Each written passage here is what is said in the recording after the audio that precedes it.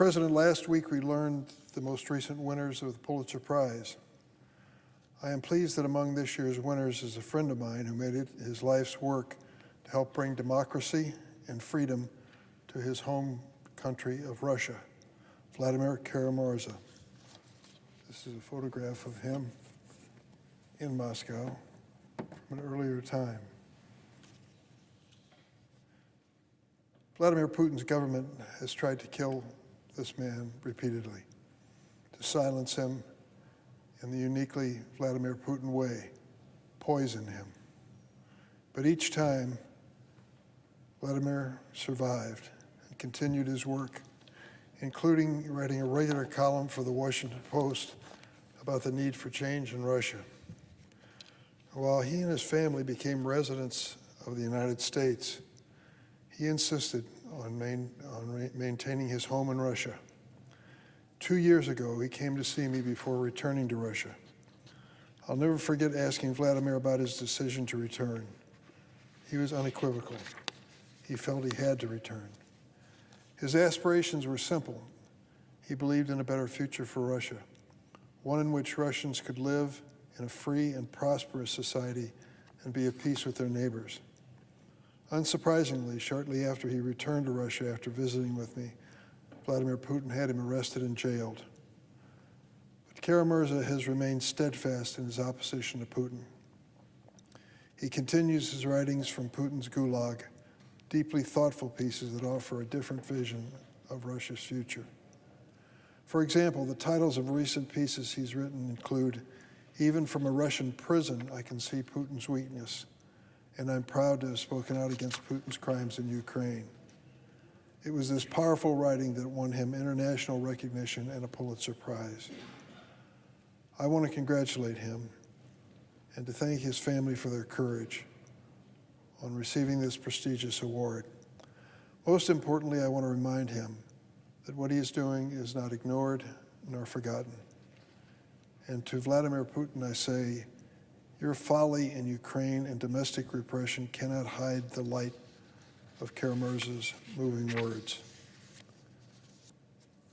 Mr. President, on a different subject, I want to speak on President Biden's recent decision to withhold certain offensive U.S. weapons from Israel that might be used in an assault on Rafah.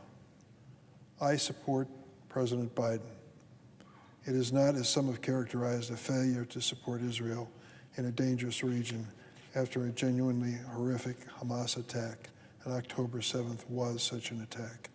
It is instead a warning from one of the most pro-Israeli U.S. presidents to an ally that a full-scale assault on Rafah could not only add to the already catastrophic humanitarian situation in Gaza, but undermine any long-term stability in the region.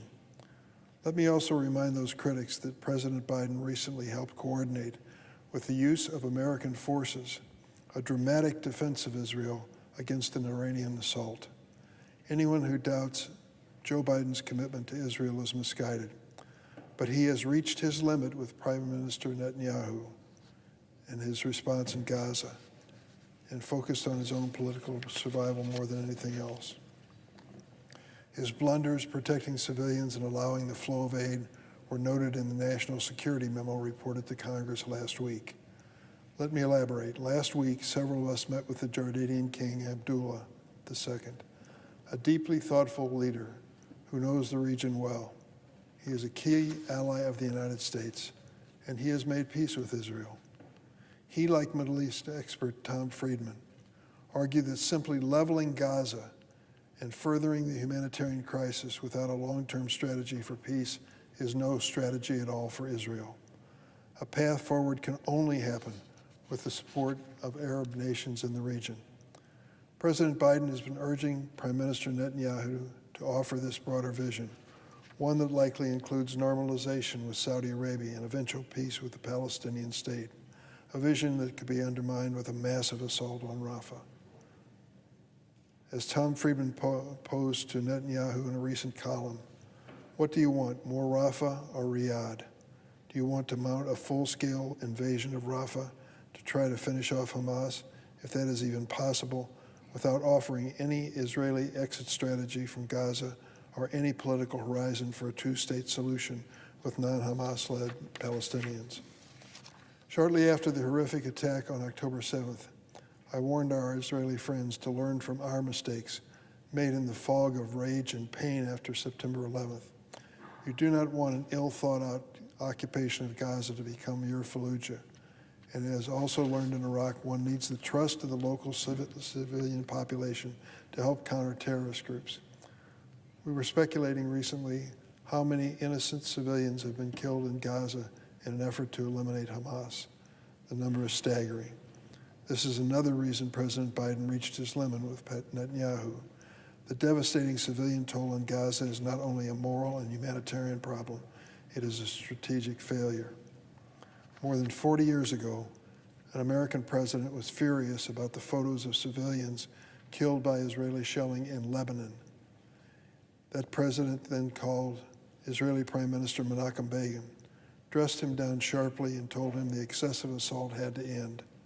And over the course of this president's term, he used the power of U.S. weapons sales, including delaying or withholding of certain warplanes and arms, to influence Israeli war policy, as well as to criticize Israeli actions in the region at the UN Security Council. That president was Ronald Reagan. Reagan wrote in his diary about the difficult call with Begin, and I quote, "I was angry. I told him it had to stop or our entire future relationship was in danger." So I urge those who are resistant and vocal about President Biden's actions to reflect on Ronald Reagan's similar moves to help our Israeli allies from making strategic, tragic mistakes 4 decades ago. Or reflect on the words of former Mossad Chief Dagan, who before his death concluded that Israel over the years, quote, achieved a long string of impressive tactical successes, but also disastrous strategic failures. I have long supported a two-state solution for Israelis and Palestinians. In fact, out of the devastating Yom Kippur War came an unimaginable yet lasting peace between Egypt and Israel. It can happen. So with the right leaders on both sides, it can be done.